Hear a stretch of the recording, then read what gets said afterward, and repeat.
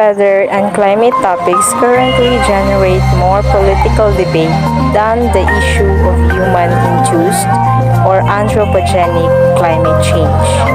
In this activity, we explore how human activities have influenced atmospheric greenhouse gas concentrations and the methods and challenges to linking such concentrations to historic and future climate change.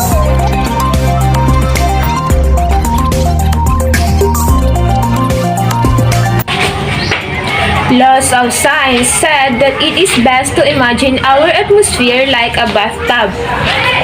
The carbon dioxide emissions are the water flowing into the bath, while the carbon dioxide concentrations are the amount of water into the bath. Human activities like burning fossil fuels, cutting down of the forest, and making of cements generate emissions which increase the concentrations. Human activities release carbon dioxide and other greenhouse gases, and that concentrations of carbon dioxide have steadily increased since regular measurement began in 1958. Increases in greenhouse gas concentrations over the industrial era are responsible for a positive climate forcing, causing a gain of energy in the climate system. In contrast, changes in atmosphere aerosol concentrations result in a negative climate forcing, leading to a loss of energy. It is the balance between these various climate forcings that drive the change in global temperature. So what is climate forcing mean? So let's find out later. The amount of carbon dioxide in the atmosphere, or in the blue line there, has increased along with human emissions, or in the gray line. Since the start of the Industrial Revolution in 1750, emissions rose slowly to about 5 billion tons per year by the end of the century. So we learned about how our climate can be changed by a variety of factors. This includes changes in incoming solar radiation, changes in the Earth's albedo, and changes in greenhouse gas concentrations. So how do they all add up to understand this? So we need to understand the concept of radiative forcing, or also called as climate forcing. Radiative forcing is the amount by which a factor changes the balance between incoming and outgoing radiation. It is a useful predictor of globally average temperature change. A positive radiative forcing means that more energy is coming in than going out, which will increase the Earth's overall temperature. That could be caused either by increase in the incoming energy or by decreasing the outgoing energy, or both. A negative radiative forcing means more energy is going out than coming in, which will decrease the Earth's overall temperature. In the long run, that change in temperature will change the amount of outgoing energy until the Earth's energy budget is back in balance again. When calculating the radiative forcing of some process or events, it's important to consider both its direct effects or any indirect effects created by feedbacks. A negative feedback may neutralize much of the radiative forcing of the process, while a positive feedback will amplify carbon dioxide. So, here's an example of a positive for carbon dioxide. So, when we add carbon dioxide to the atmosphere, it enhances the greenhouse effect, causing a rise in temperature. This shows that carbon dioxide on its own has a positive radiative forcing. So, the higher the temperature, it leads to more evaporation of water. Remember, we learned that warmer air can hold more water vapor. Now, water vapor is also a greenhouse gas. So now we have the enhanced greenhouse effect from the carbon dioxide and from the water vapor, causing the temperature to rise even more. A related feedback in the climate system comes from the formation of clouds when that warmer air full of water vapor rises in the atmosphere that's going to cool off, and eventually it may cool enough that it cannot hold all the moisture anymore, and so the water will condense out into clouds, having two contradictory feedbacks. Very small water droplets tend to scatter on the light, increasing the Earth's albedo. This has a cooling effect, but larger water droplets tend to absorb long-wave radiation, enhancing the radiative forcing and warming the Earth. The balance between these two cloud feedbacks is an important area of research for climate scientists. Here we see a chart compiled by the IPCC. Adding up various radiative forcing is relevant to our climate. Bars going to the right are positive forcings, while bars going to the left are negative forcings. The bar shows best estimate the size of the forcings. Let's take a look at some output from climate models and how might that information be useful. Well, if we're using climate models to look into the future, we get estimates of different climate variables like temperature or sea level at times in the future, and those estimates represent a range of possibilities with some values tagged as more likely than others. The future is not entirely unpredictable. Some outcomes really are more likely than others. If the models can reproduce historical observations, then climate modeling can help with sorting out attribution for climate change. One clear hypothesis to test is whether or not the observed changes in climate can be accounted for solely by natural factors. The two natural factors are solar variability from the sunspot cycles, which change the amount of incoming solar energy by a little bit, and the second is volcanic eruptions, which if they're big cause short-term cooling. So here we have on the top the figure we already saw. This shows temperature observations in black and average model temperature in red. These models were run using inputs that included solar variability, volcanoes, and also human activities. The bottom plot though shows the model output when the models only included solar variability and volcanoes. The story here is that if global temperature changes over last several decades were driven by natural variability of the sun and volcanoes, we would have seen a small cooling, that's the blue line, rather than warming that's actually observed when human activities are included in the climate models like in the top panel. The models can consistently reproduce the observed warming.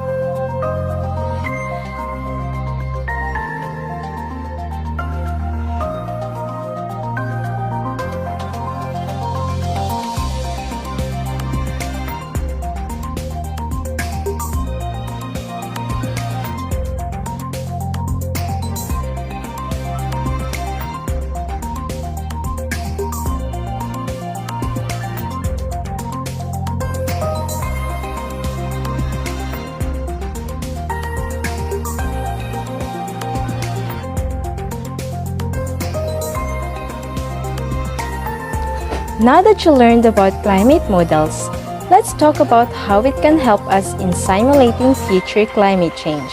Because of climate models, we can simulate the relationship between the radiative forcing and the temperature response. To predict future climate, scientists use climate models to understand how our planet is changing. Here is an example of a climate model. This animation shows the warming of the Earth's surface according to the results of the climate model called the NCAR Community Climate System Model from 1870 to 2100s. The model predicts that temperature increases over time and varies from place to place, which can be seen in the map. Those red colors indicate warmer temperature and those blue colors indicate cooler temperature. The graph shows how the model predicted average temperature change over time. To look into the possible future of climate change, the model was run with different scenarios about how humans will impact the amount of heat-trapping greenhouse gases in the atmosphere during the 21st century. In the commitment scenario, there are no changes in greenhouse gases relative to the year 2000. In the V1 scenario, the amount of carbon dioxide greenhouse gas increases but only to 550 parts per million or ppm. In the A1B scenario, the amount of carbon dioxide increases to 720 ppm. Lastly, in the A2 scenario, it increases to 840 ppm. The estimates of future climate change used in the 2013 IPCC report were based on climate models that considered the four representative concentrations pathways, also known as RCP. RCP is a greenhouse gas concentration trajectory adopted by the IPCC, or the Intergovernmental Panel on Climate Change. It was used for climate modeling and research. These pathways are called RCP 3.0, RCP 4.5, RCP 6.0, and RCP 8.5. And these are the carbon dioxide concentrations in the year 2100s for each RCP.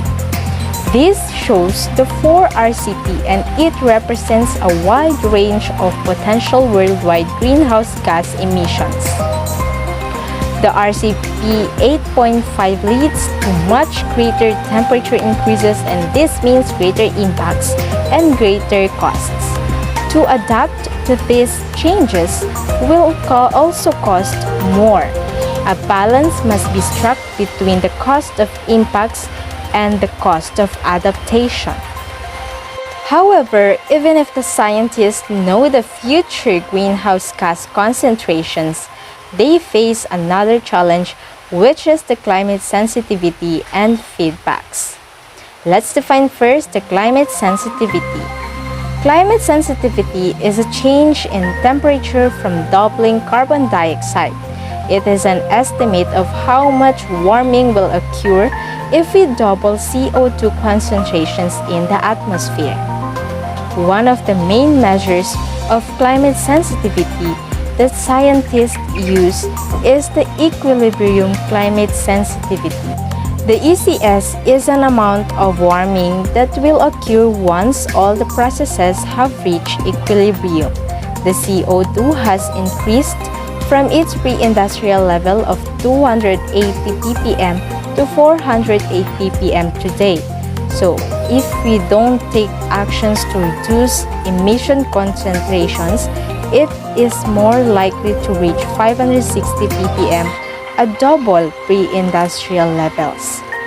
For many years, estimates have put climate sensitivity somewhere between 1.5 degrees Celsius and 4.5 degrees Celsius of warming for a doubling of pre-industrial CO2 levels. On the other hand, what we call feedbacks are the loops of cause and effect that can either stabilize Earth's climate or amplify future climate change. Such changes could either be a positive feedbacks that amplify the initial changes, or a negative feedbacks that regulate the effects of the initial changes. Remember that without feedbacks, this would cause 1 degree Celsius warming. This is an example of a sensitivity and feedback. As you can see in the left part, the feedbacks are quite few than the forcings. But notice how it looks when the feedbacks are more than its forcings. It has the water vapor feedback, the ice albedo feedback, the clouds, and etc., resulting to a doubling of CO2 concentrations in the atmosphere. From 3 degrees Celsius, it doubles into 4 to 6 degrees Celsius. Therefore, the climate sensitivity thus increased by positive feedback and decreased by negative feedback. Another issue that is related to the climate sensitivity is the internal variability. Internal variability is a natural internal processes within the climate system. It results when interaction of climate components, including atmosphere, ocean, and sea ice, cause heat to move within the climate system. What internal variability can do is to move energy around. The phenomena which causes a greatest interannual variability are the La Niña and El Niño. El Niño and La Niña are opposite phases of a natural climate pattern across the tropical Pacific Ocean that swings back and forth every 3 to 7 years on average. Together they are called ENSO, which is short for El Niño Southern Oscillation. El Niño is the warm ENSO phase and La Niña is the cool ENSO phase.